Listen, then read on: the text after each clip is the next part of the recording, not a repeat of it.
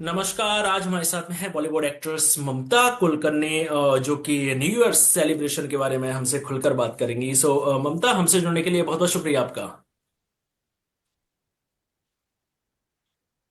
Okay, hi Sumit, how are you? I am good. आप कैसे हैं ममता जी? I'm perfect. जैसा कि हम जानते हैं कि नया साल शुरू होने वाला है 2025। ममता की क्या तैयारी है? वैसे कुछ दिन पहले भारत आके ममता ने अपने फैंस को शॉक्ड कर दिया था। अब न्यू ईयर पे क्या कर रही है ममता? एक्चुअली न्यू ईयर पे नॉर्मली मैं 20-22 साल से न्यू ईयर को मैं टीवी से ही देखती हूँ घर में बैठ के। और लेकिन ये एक साल से मैंने अपने आप को थोड़ा जैसे हम लोग बोलते हैं कि सुबह लाइक रात को जैसे हम लोग देखते, वन डे बिफोर ऐसा है कि आई गो टू टेम्पल। मैं टेम्पल जाती हूँ और 2-3 दिन से, और फिर मैं अपने फूल और सब बेलपत्र है ये सब चीजों को मैं लेके आती हूँ। और फर्स्ट मॉर्निंग को मैं I make sure that I my first morning starts by doing puja to God ना। मतलब मैं कोशिश करती हूँ कि सुबह जल्दी उठ के 4 बजे, बिकॉज ऐसा हमारे में है कि साल का जो एक दिन होता है, जो फर्स्ट डे होता है, वही अपनी पूरी साल का जाता है जैसे आप शुरू करते हो। जी। तो मैं ऑलवेज, मेरा first morning is always first to the temple to the God worship, कि हम्म। मैं अपनी पूजा करूँ। और जो भी है सबके लिए मैं मांगती हूँ, चाहे वो देश के लिए हो या अपने जो फैंस है या मेरे जो चाहने वाले हैं, उनके स्वास्थ्य के लिए, उनकी सबके लिए अच्छा जाए, शांति आए, मन शांति आए, और क्या। ममता जी, 90s की न्यू ईयर कैसी रहती थी जब आप बॉलीवुड में एक्टिव थी? देखो, 90s की बॉलीवुड में, आई टेल यू सीरियसली, मैं थी कैंपेन्स लीला कैंपेन्स की मेंबरशिप थी मैं। तो उस वक्त मैं अपने सब दोस्तों को पर्सनली सबको, मैं एक 10-11 हम सब लोग निकलते थे वहां पे, जो साइक्लोन है अपना पब है। तो उसकी मैं मेंबरशिप रही हूँ काफी साल से, तो अपने दोस्तों को लेके जाके वहां पे मैं सेलिब्रेट करती हूँ। तो मतलब जो आपने बोला 10-12 लोग हैं, क्या उनमें हम किसको माने? शाहरुख खान को, सलमान को, मनीषा कोइराला को, काजोल को, जो आपकी को नहीं नहीं, एक्टर्स को नॉट, एक्टर्स रहे हैं? नहीं नहीं, not from Bollywoods, not from Bollywoods yeah I mean there used to be some Bollywood, but mostly of my friends, मेरे रिलेटिव्स हैं, मेरे बचपन के जो मुझे जानते हैं, जैसे मैं हूँ, जैसे मैं थी उस वक्त, जो मुझे पर्सनली जानते हैं वैसे लोग ना। मेरे जो सिस्टर्स है, सिस्टर्स की फ्रेंड्स है, मेरे पेरेंट्स होते थे, मेरी आंटीज होती थी, जो मेरे फैमिली है, उनको मैं लेके जाती थी। बिकॉज आप। क्या है, साल में तो हम बॉलीवुड के साथ रहते हैं, being a celebrity we always with celebrities. Hmm. तो हमारे घर के लोगों को हम समय नहीं दे पाते हैं।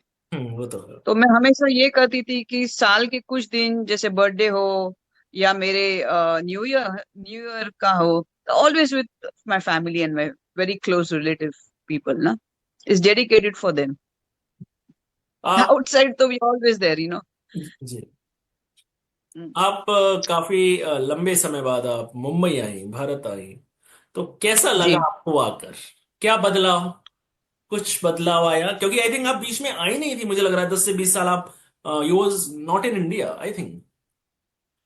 या actually I was in my spiritual journey. I had undertaken a spiritual path.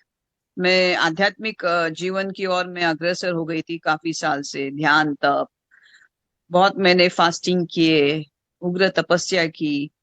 और नेचुरली जब आप ऐसे इसमें रहते हो, तो आप you have to give up something to get something in your life. आप दोनों एक साथ नहीं लेके जा सकते हो। हम्म। आप भौतिक और आध्यात्मिक, एक्सट्रीम ऑफ आध्यात्मिक जर्नी पे आप नहीं जा सकते जब तक आप पूरा वो एक्सट्रीम, आपका जो भौतिक जीवन होता है, मेटेरियलिस्टिक वर्ल्ड होता है, उसको आप नहीं अगर बाजू करोगे, तो आप किसी भी एक क्षेत्र में आप पूरी तरह से आप यू कैन नॉट बी, जिसको हम लोग बोलते हैं कि एक to get a mastery over a particular thing, जिसको हम्म। आप बोलते हैं ना कि एक चीज की आपको अगर शक्ति प्राप्त करनी है, सिद्ध अवस्था प्राप्त करनी है, हम्म। तो आपको उसके लिए सब कुछ छोड़ना पड़ेगा। जैसे जब मैं बॉलीवुड में थी, तब मैंने बहुत I was very punctual, I gave everything to my Bollywood career. तो वैसे ही मैंने जब स्पिरिचुअल पाथ पे गई, तो सब कुछ मैंने जो बनता है वो सब मैंने। And naturally, when you are in Bollywood, if I had to connect with Bollywood, then they would have not left me ever. And they would आपको have pulled me कि आज ये है, या आज ये फिल्म की ऑफर करनी है, या ममता जी आपके साथ अभी आप ही लोग देखो, मैं आगे कितने सारे लोगों ने मेरे इंटरव्यू लिया, अभी काफी और हैं जो इंटरव्यू चाहते हैं मेरे। तो ऐसा एक क्षण नहीं होगा अगर आप बॉम्बे में आप रहोगे और आप चाहोगे कि आप पूर्ण तरह आप आध्यात्मिक जीवन में आप दे पाओगे। आपको होने नहीं देंगे, आपको कुछ ना कुछ निमित्त करके बाहर निकालेंगे, आ जाओ, इधर है, इधर उधर है, चले आज पार्टी या सेलिब्रेशन है, you know how it is. लेकिन लेकिन ममता जी, अध्यात्मिक की तरफ रुख क्यों? इसका कारण क्या? क्या बॉलीवुड से मोह भंग इसका एक मेन कारण? नहीं, मोह भंग तो मैं नहीं कहूंगी। मोह भंग करना ये नहीं होता है, हर चीज की एक पूर्णता होती है। इवन जब आप बॉलीवुड में रहते हो, मैंने सब कुछ देख लिया था, काफी फटाफट मेरी फिल्में चली, बहुत हम्म। जल्दी मुझे सुपरस्टारडम प्राप्त हो गया, काफी मैंने 50 से 100 कॉन्सर्ट्स किए मैंने, नेशनल इंटरनेशनल लेवल पे जाके, हम्म। और काफी लोगों से मिल चुकी हूँ मैं। हम्म। तो 3-4 बार मैं सुल्तान ऑफ ब्रुनाई के किंगडम में जाके आ चुकी हूँ। उसकी उनकी जो डॉटर है प्रिंसेस हमीदा है, वो मेरी काफी बड़ी फैन रह चुकी है। तो ऐसे 4 बार मुझे उनके वहां जाना पड़ा। तो ये सब देखा मैंने, अपने अंदर की एक मेटेरियलिस्टिक जो भूख होती है वो खत्म हो गई थी, हम्म। तृप्त हो गई थी मैं। हम्म। तो अभी रह क्या गया था? भगवान। कि वो भी देखो, वो भी क्या जीवन होता है। जैसे गौतम बुद्धा को अपने राजा ने, अपने पिता ने सब कुछ उनको दिया था, उनको इतना मतलब उनको अय्याशियों में बांध के रखा कि उनको इनफैक्ट निर्देशक था सब लोगों को कि इनको यहाँ से बाहर जाने की कैसी भी उनकी सोच नहीं होनी चाहिए। उनको इतना व्यस्त कर दो सब, चाहे वो मदिरा में हो, औरतों में हो, गर्ल्स में हो। फिर क्या हो गया? अल्टीमेटली वो पक गए, इतनी उनको लग्जरी लाइफ मिली कि वो पक गए, कि एक दिन बोले चलो बाहर जाके देख ही लेते कि क्या जीवन है, बहुत देख लिया पैलेस के अंदर। तो क्या हो गया? एक दिन वो निकल गए तो फिनिश उनका। बिकॉज जिसके लिए उनका जन्म हुआ था, उन्होंने देखा कि एक भूखा है, एक प्यासा है, एक बीमार है, और एक मरा हुआ आदमी, ये 3 व्यक्ति उनके सामने आ गए। और उसके अंदर की प्रश्न शुरू हो गए कि मैं भी मरूंगा, मैं भी बीमार होऊंगा, तो किस चीज के लिए ये सब है? हम्म। तो जिसको वाकई जीवन बोलते हैं उसके और अग्रसर हो जाओ, और क्या है। अभी आप मेरा भी ऐसा ही पीछा हो गया। अभी आप किस किस से मिली मुंबई आकर?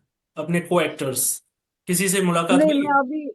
नहीं, मैं किसी से नहीं मिली, बिकॉज मैंने अभी तक उस चीज को लेके अभी ये यही नहीं किया कि मुझे बॉलीवुड में आना है, जाना है, मुझे अभी ये सब चीज में नहीं आने का है। I am not into Bollywood, neither I have given a thought that I should be in a Bollywood. But इसलिए मैंने अभी तक उस तरफ कोई झुकाव नहीं किया ना। मुझे ऐसे 2-3 मुझे ऑफर्स हो गए for making a biopic on me. तो अभी मैं उस ऑफर्स की, और अभी मैं थोड़ा सोच रही हूँ क्या करने का, किसको चूज करने का, नहीं करने का। जो भी मुझे इंटरेस्टिंग हो जाएगा मैं शायद उसको पिकअप करूंगी। अभी बीते महीनों करण अर्जुन रिलीज हुई थी, जी, अगर आपको पता हो तो कुछ रिव्यूज जी, आपको जी। आए? क्योंकि आपका किरदार तो मुझे लग रहा है बाकी सारे एक्टर्स पर भारी था। नहीं, नहीं, ऐसा कुछ नहीं होता है। ऐसा लोग बोलते हैं। वो समय था मेरा 1995 में, मेरी 7 पिक्चरें लगी थी, आंदोलन लगी थी, हम्म। काफी मेरी 7-8 फिल्म सब की सब चली। एक दौर होता है, एक समय होता है। हम्म। और I am very happy that कि डायरेक्टर्स गेव मी, जो भी मेरा काम मुझे दिया मैंने उनको ईमानदारी से, मैंने उसको भारी वारी नहीं होता है, कभी कभी हो जाता है ऐसा।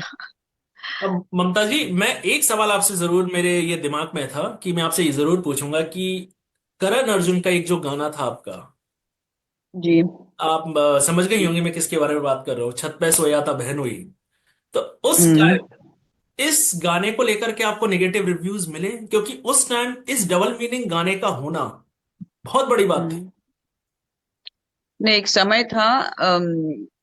नहीं, इस पे मुझे नहीं मालूम था। मुझे इतना मालूम था कि राकेश जी ये पिक्चर देख रहे थे थिएटर के अंदर, फर्स्ट डे फर्स्ट शो। और मेरे और एक डायरेक्टर थे, मिस्टर एन चंद्रा। उन्होंने मेरी फर्स्ट डे फर्स्ट शो जाके देख देख के आ गए। उस वक्त क्या था कि मैं काफी बिजी हो गई थी, मेरे पास काफी फिल्में उस वक्त होती थी। तो मुझे मेरी फिल्म, जब मैं बॉलीवुड छोड़ी मैंने, उसके बाद मैंने ये पिक्चर देखी, करण अर्जुन। लेकिन मैंने फर्स्ट फोन कॉल किया एन चंद्रा को। मैंने कहा, एन चंद्रा जी, कसं वाटलं पिक्चर माझं? तर मला म्हणतात, Mamata, you are, there are only two people got response in the theater. One is Shahrukh Khan's entry and one is your entry. मतलब इतनी आवाज एक थिएटर में थी, क्योंकि एन चंद्रा जी वहां बैठे थे। तो वो बोलते, सब तुम्हारा जो एंट्री है कि मैं लात मारती हूँ एक आदमियों को, बिकॉज मेरे फादर होते हैं वो, मेरे लिए मतलब लड़के ढूंढते लेके आते हैं कि इससे शादी करो, इससे। तो मेरा फर्स्ट एंट्री शॉट ये कि मैं उसको लात मार के बाहर निकाल देती हूँ। तो मुझे एन चंद्रा जी बोलते, जब तुमने लात मारी ना, बोलते सब सीटियां थी और सब पैसे उनके ऊपर ही गिर गए। कभी ऐसा हुआ ममता जी कि आपके उस गाने पे कहते हैं ना कि कंकड़ियां, पैसे थिएटर्स में फेंके जाते हैं, हाँ हाँ ऐसा हाँ, तो हुआ? बोलो ना, मेरी मेरी मेरी एक लात पे, वो जो लात मारती हूँ लड़के को बाहर फेंकती हूँ कि पिताजी को बोलती हूँ, ये सब क्या से आलतू फालतू लोगों को मेरे लिए शादी करने के लिए लेके आ गए करके, और मैं लात मारती हूँ। तो एन चंद्रा जी बोलते हैं कि वो बहुत, वो कुछ वो क्या बोलते हैं अपना वो, उस वक्त स्टॉल होता था, अपर स्टॉल होता था, मुझे नहीं मालूम अभी कैसा है।